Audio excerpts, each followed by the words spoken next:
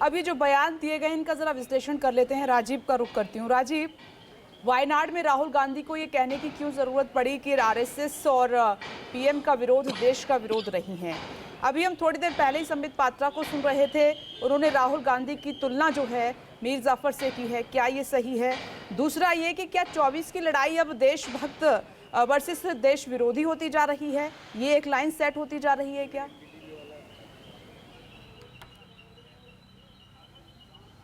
देखिए, भारतीय जनता पार्टी की और सत्ता पक्ष की ये कोशिश है।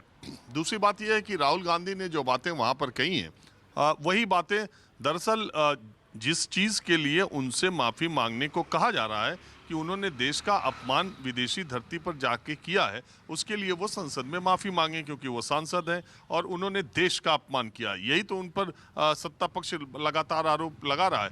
तो उसी का जवाब संसद में नहीं दिया तो उन्होंने वायनाड में जाके दिया कि अगर मैंने प्रधानमंत्री नरेंद्र मोदी के खिलाफ कुछ बोला या उनकी सरकारी नीतियों के खिलाफ कुछ बोला है तो इसका मतलब या आरएसएस के अगेंस्ट बोला या बीजेपी के अगेंस्ट बोला। 3 लोगों को उन्होंने कहा, आरएसएस, बीजेपी और नरेंद्र मोदी। तो उन्होंने कहा कि पीएम नरेंद्र मोदी, आरएसएस और भारतीय जनता पार्टी 140 करोड़ का हिंदुस्तान नहीं है, वो देश नहीं है। उनके खिलाफ बोलने का मतलब देश के खिलाफ बोलने का नहीं है, इसलिए माफी का कोई सवाल नहीं उठता। और विपक्ष के नेता के तौर पर वो सरकार की नीतियों का विरोध करेंगे, वो प्रधानमंत्री का विरोध करेंगे, ये उनका काम है, उनका दायित्व है, क्योंकि वो विपक्ष में है। दूसरी बात यह है कि सरकार की तरफ से सत्ता बेंच, मैंने जब ये सदन का सत्र शुरू हुआ था उसके पहले वाले दिन जो ब्रेकिंग विद एजेंडा, पहले ही दिन हम लोगों ने 10 बजे जो बात की थी, मैंने उसी में आपसे कहा था कि देखिएगा भारतीय जनता पार्टी इस मामले में ज्यादा आक्रामक रहेगी, क्योंकि पिछले 9 वर्षों के प्रधानमंत्री नरेंद्र मोदी के कार्यकाल में सबसे बड़ा जो झटका लगा या सबसे बड़ा जो आरोप लगा है वो इन्हीं दिनों, पीछे 40-50 दिनों में लगा है, जब हिंडनबर्ग की रिपोर्ट आई और गौतम अडानी की कंपनियों के शेयर बिल्कुल से गिर गए और एलआईसी और एसबीआई में पैसा लगाए जाने को लेकर उनकी सरकार पर सवाल उठे। आपने देखा एलआईसी को सफाई देनी पड़ी, लेकिन वो सफाई नाकाफी इसलिए मानी जा रही है कि जनवरी 28 के बाद एलआईसी ने अपनी तरफ से कोई बयान जारी नहीं किया कि जो 30,000 करोड़ रुपए उनके लगे थे वो अब कहां हैं। तब तो उन्होंने बताया था कि वो 52,000 करोड़ हैं, लेकिन आज वो 30,000 करोड़ कहां तक पहुंचे और कब, जब से लगे हैं तब से वो अगर कितना पहुंचा है 5 वर्षों में, 6 वर्ष, ये नहीं है।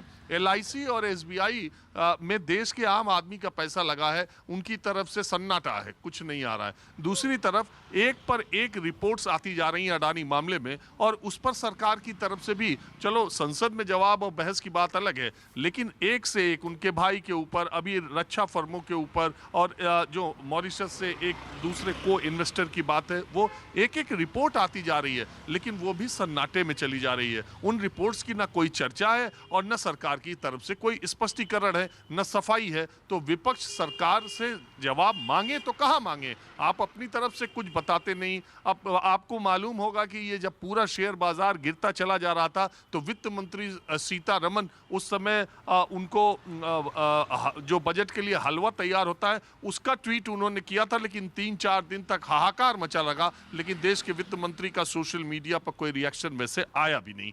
और तो ये एक सवाल है जो विपक्ष पूछना चाहता है, और ये इसलिए महत्वपूर्ण हो जाता है क्योंकि चुनाव नजदीक है। अभी तक कोई अस्त्र, कोई शस्त्र भारतीय जनता पार्टी को, नरेंद्र मोदी और भारतीय जनता पार्टी की सरकार को घेरने का नहीं मिल रहा था। एक बड़ा हथियार उनको मिला है। विपक्ष ये चाहता है कि जेपीसी की जांच हो और सरकार ये चाहती है कि इस पर चर्चा ना हो, अडानी का नाम कितना कम से कम लिया जाए, इसलिए वो माफी की चीज को बहुत आक्रामक तरीके से पेश कर रहे हैं। और मुझे पूरी उम्मीद है कि 11 बजे भी विपक्ष से ज्यादा भारतीय जनता पार्टी ही संसद में आक्रामक दिखेगी।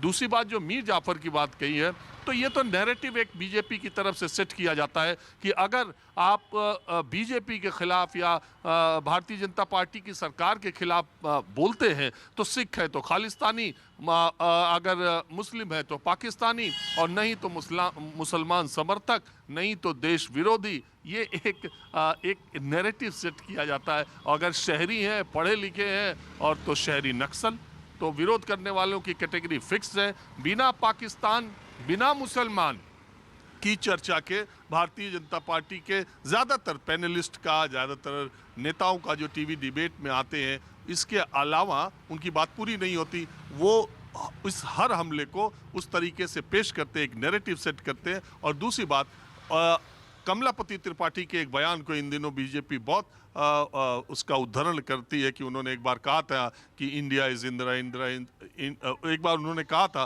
कि प्रधानमंत्री का अपमान देश का अपमान है। इसलिए राहुल गांधी ने जो बात कही है वो सिर्फ प्रधानमंत्री का नहीं, देश का अपमान है। जी राजीव, मैं नमस्कार, मैं हूं मानक गुप्ता।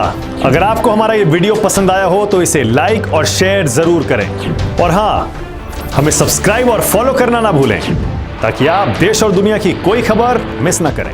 तो जुड़े रहिए हमारे साथ और देखते रहिए न्यूज़ 24।